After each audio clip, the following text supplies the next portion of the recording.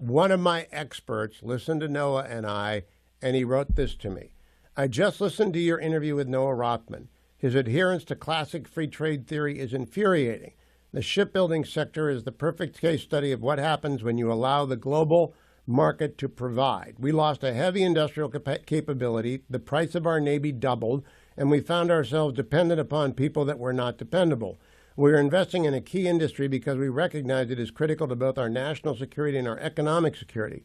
Now we will build ships and make money doing so. Then we will carry American goods on American-built, flagged, and crewed ships, and we will make money in a global trade.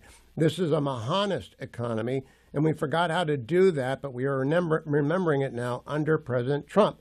Mr. Rothman lives in a theoretical ideal world, and I can't afford his idealism. I live in the real world, in the trenches, and I cannot afford his idealism. You're not Noah, but you kind of share Noah's point of view. What do you think? Well, I share Noah's point of view in general, and I don't pretend to be an expert in this area. I think two things. The first is, I said in my initial answer, and I believe that there are exceptions to our preference for free trade, and national defense, as I said, is one of them.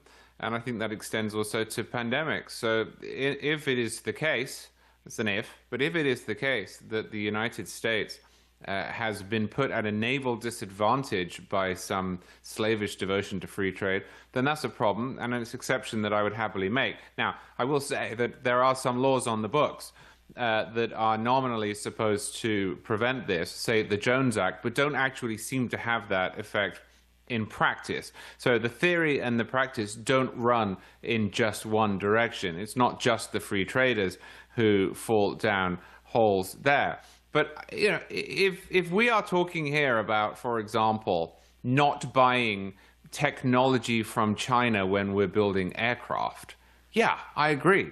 If we are talking about making sure that we are able to produce military materiel and that we need to violate the free trade rules to do that, I'm absolutely on board with it. I would want to see an analysis to make sure it was a good idea, but I don't have some sort of ideological opposition to that. So the one step I go further is that we protect freedom of navigation around the globe. So if we hit every country with a 10 or 15% tariff, some of our consumers will bear that, but some of their industries will bear that. That's the subsidy we demand from the people who will import to our country for freedom of the seas that make shipping so cheap. Will you buy that one step further? I don't want to go higher than 15%, but I don't mind charging that as the global tax for what we do. If that worked perfectly and there wasn't a retaliation and there wasn't a global trade war and Americans didn't end up paying a lot more for imports, sure. But I don't think it's at all guaranteed that that's going to happen. And so it seems that just as likely is that we're going to end up continuing our role as the global hegemon navally, which I think is great. I'm glad the British Empire segued into the American naval norm, and Americans are going to end up paying more to buy stuff from other places. So I don't think one necessarily follows. Right, there is a story this morning in the Wall Street Journal by former National Security Advisor Robert O'Brien. I'll have him on Monday to ask him. He suggests a grand bargain is in the offing with China. Robert's a very good friend of mine, as close as I have one. I'm going to argue with him on Monday that that's a bad idea. We can't trust the Chinese. What do you think? I think we can't trust the Chinese. I'm absolutely with you. This is not like dealing with the United Kingdom or Germany or France. This is a nation that has domination of the globe as its desire.